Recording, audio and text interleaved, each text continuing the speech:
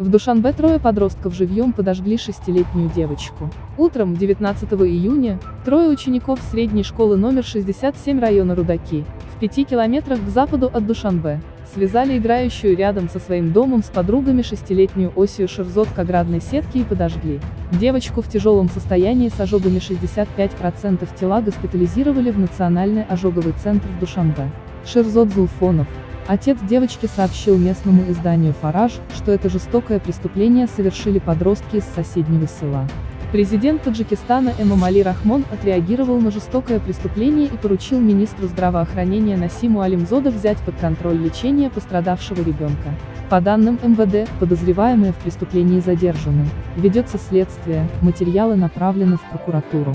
По словам отца пострадавшей, это подростки из соседнего села, которые от безделья шляются по округу.